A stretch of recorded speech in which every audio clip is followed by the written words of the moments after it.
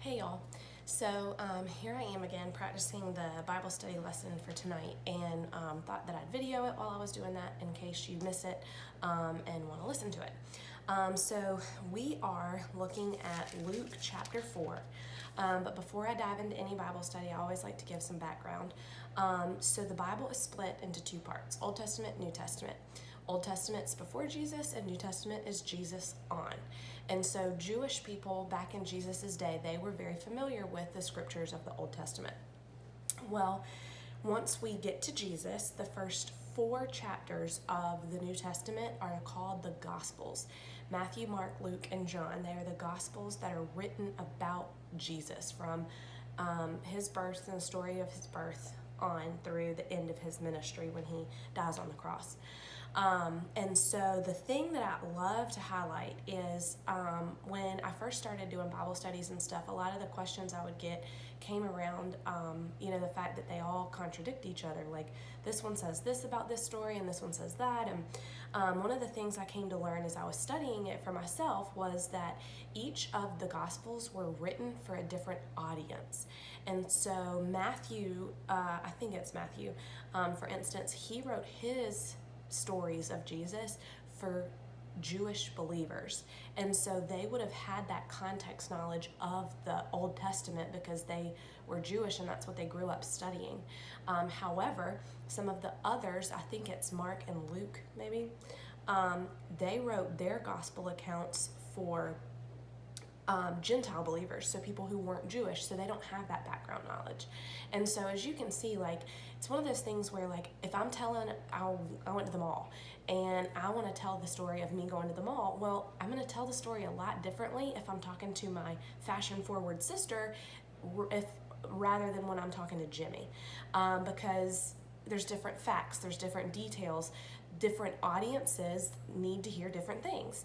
And so that is where a lot of those discrepancies or contradictions come from. Some gospel accounts share certain stories and some of them don't include them and all that kind of thing. But the one that we're looking at, Luke, Luke wrote his gospel account for Theophilus. And now the meaning behind Theophilus is lovers of God. So that could have been a specific person, it could have been a name, or more than likely it was all lovers of God. Anybody who is a Christian or identifies as a believer. And so, it's been evidenced through, studying his writing that the person or the people that he was writing to could have been struggling in their faith. And so he writes to encourage them with these stories of Jesus, which I find, like, really great. So we get to Jesus's ministry where he has been born. We know very little about his childhood. We only have a couple stories about his childhood, but then all of a sudden he's this grown man and he's starting this earthly ministry, and he's going around and he's preaching and teaching and he's starting to perform these miracles and healings, and so word about him really begins to spread. And so if you think about it, like, this was real human history. Jesus was a real human being with other real human beings, not just fairy tale. So they hear about Jesus, and the people in his hometown, they're like, that's Joseph's kid. Like, I played soccer with him. Like, he was in my 2nd grade class. Like, really? He's the one going around doing all these healings and miracles and this amazing teacher and preacher? Like, shoot. Some of them are like, man, I can't wait to see him. Others are like, I'm kind of skeptical. I mean, he's just Joseph's kid. I grew up with him. He can't be all that. And then, so different people had different reactions to him. But then he comes home, and that's where we pick up with today's story.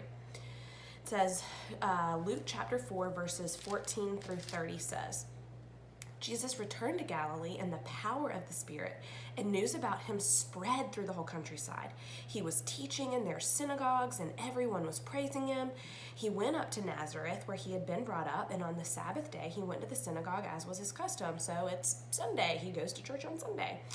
So he stands up, they hand him a scroll of the prophet Isaiah. He unrolls it and finds where it is written, "The Spirit of the Lord is on me, because he has anointed me to proclaim good news to the poor. He has sent me to proclaim freedom for prisoners and recovery of sight for the blind, to proclaim the year of the Lord's favor." Then he rolls up the scroll, gives it back to the attendant, and sits down. The eyes of everyone in the synagogue are fastened on him, and he began to say, "Today this scripture is fulfilled in your hearing." All spoke well of him, and they were amazed at his gracious words that came from his lips. "Isn't this Joseph's son?" they asked. Jesus said to them, "Surely you will quote me this proverb, 'Physician, heal yourself.' And you will tell me, 'Do here in your hometown what we heard about you doing in Capernaum.' Truly I tell you," he continued, "no prophet is accepted in his hometown.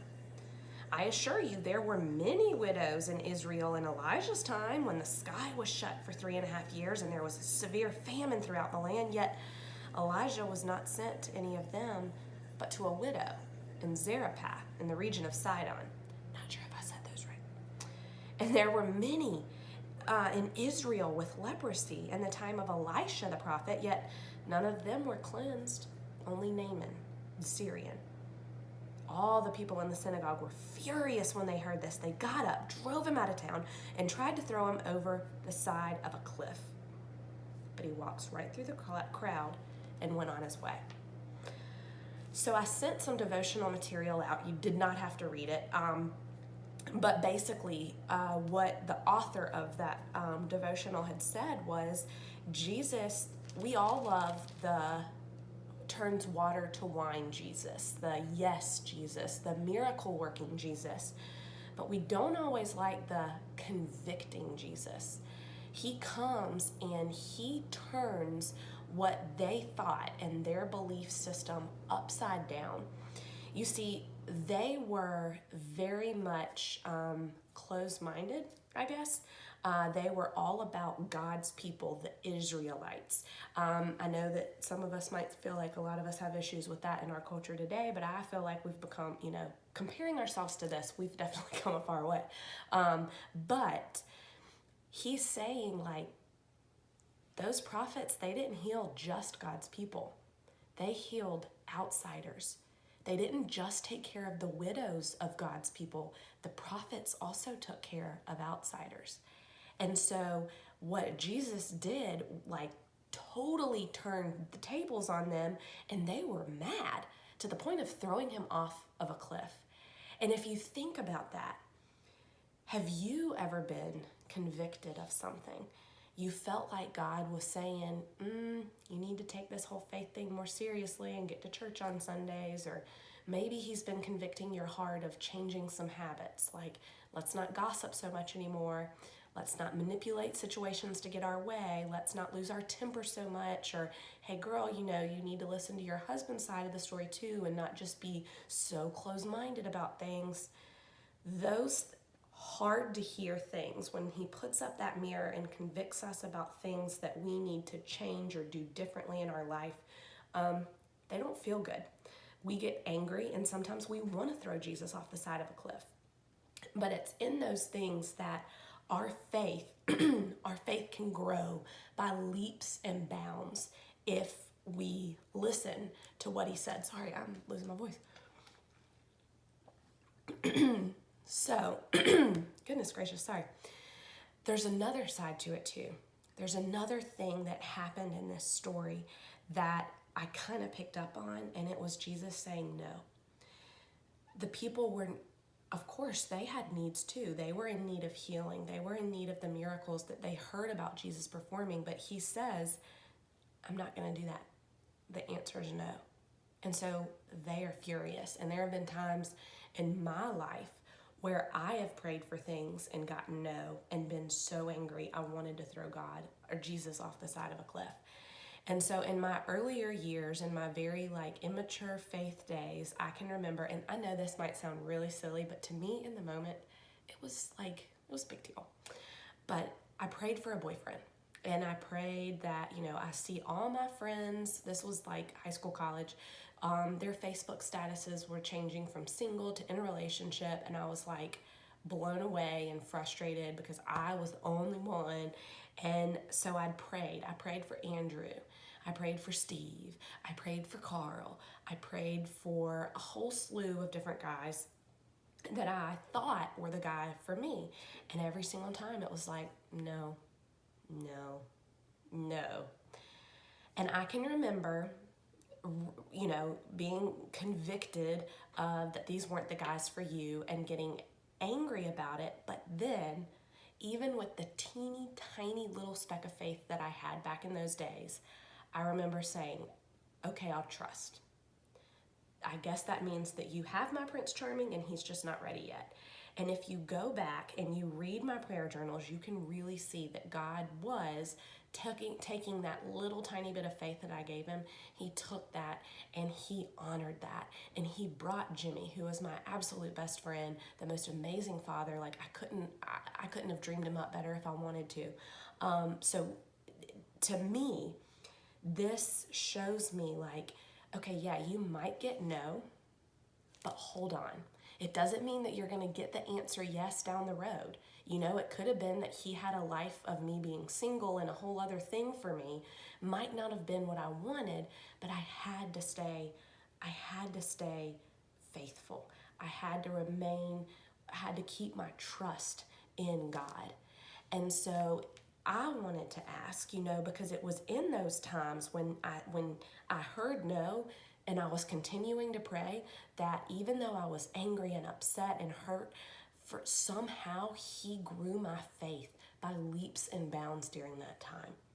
And also during the times of conviction where he was highlighting things that I needed to change, and still does to this day, about my life and my behavior and all that kind of thing. Like, I'm angry about it. I don't want to face those things. I want to throw Jesus off a cliff. But it's in those times when I'm faithful and say, okay, yeah, you're right, I probably shouldn't do that anymore. That is when my faith grows by leaps and bounds. And so I wanted to ask tonight, where are you in your faith journey? So if you're not, obviously if you're watching this, you might not have been at my house to have the conversation, but something for you to like think about, chew on, write about, whatever you like to do. Where are you in your faith journey? Are you watching this because you're feeling convicted that, yeah, girl, it's time to take this faith thing a little bit seriously. Dive in a little bit more. Take it, see what it can do for you in your life. Or maybe you're being convicted about other things, other bad habits that you need to change or tweak about your behavior or the way that you're living your life. Or maybe you're in a season of no. You've been praying for a new job. You've been praying for a baby. You've been praying to move. You've been praying for tons of things, and you keep getting no. You keep hearing no, and you're at your limit. You're done. You're frustrated.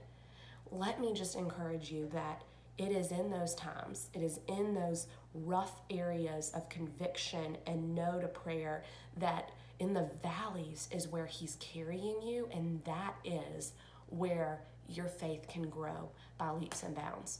And so if you want to reach out to me and share a little bit of your story, oh my goodness gracious, I would love to hear it. If not, totally understand. I get it. But either way, I just hope that it's something that you can pray about and think about. And then hopefully we can get together next month and chat about that and a lot more. See you later.